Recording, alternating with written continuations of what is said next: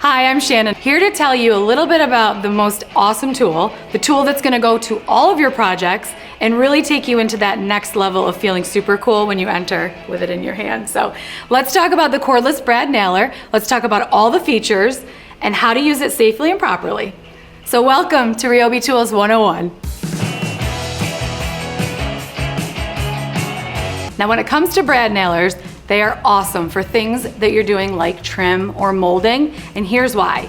They use brad nails. Now brad nails have a little bit of a smaller head, you'll notice, than a regular nail. And that's because nails are really aggressive and strong if you're building something that requires that stability.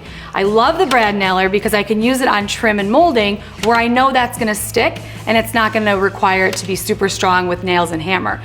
Let's talk about an 18 gauge nail and what that means. So 18 gauge is referring to how thick the nail is. It's great because these nails are much thinner than a typical nail and they hide really well when you're doing things like trimming or molding.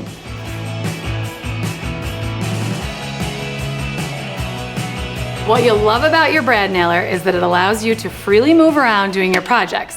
You're not attached to a cord and a hose or an air compressor because this works with airstrike technology. And that means that the air is actually being sucked into the cylinder and then it's powering that nail out through into your material. That is something that I find really useful and saves me a lot of time and energy and a lot of noise. When you're ready to actually use the brad nailer, you're gonna make sure that your tip is in contact with your material and you're gonna give that a little push and then pull your trigger. It's not going to engage the brad nailer unless you're actually making contact and pushing against it.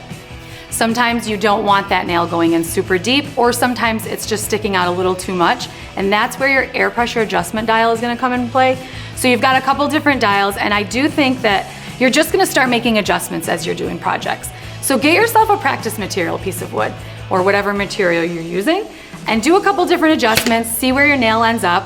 But it just depends on what you're making and what you want that nail to do. You might want it to go a little further in, you might want it to stick out a little bit, but that's how you're gonna achieve that. Now don't panic. If one of your brad nails gets jammed, you have a tool-free jam release that's gonna allow you to simply open it up, pull that jammed nail out, and close it back up and get back to work. You're gonna love the feature of the non-marring tip, and that's gonna prevent you from doing any damage to your material. Your brad nailer also has an LED work light, and that's great because if you're working in any low light situations, you know that the minute you use your brad nailer, it's gonna shoot you some light.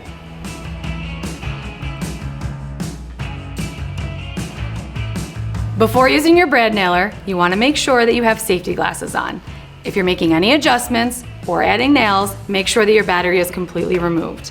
To load the nails, press the bottom at the end of your magazine and open it up. You're going to stick your nails in there and make sure that they're flushed all the way against the front. A lot of times I see people not loading it right and the nail is not pressed completely against the front and it's not gonna pick that nail up. So when you do load it, make sure you're doing so that your nails fit nice and tightly in there against the front of the magazine. If your brad nailer is almost out of nails, you're going to have what's called the dry fire lockout, and that's gonna prevent you from driving blanks and ruining your material.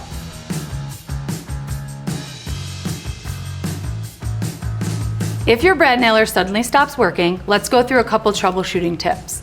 First, you want to check to see if your nails are completely full in the magazine. If they are, double check that none of them are jammed by using your tool-free jam release.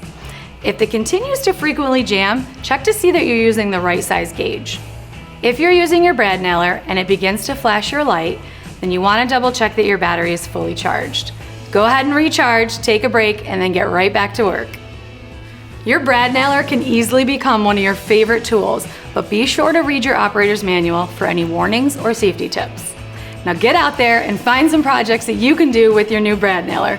Thanks for joining us.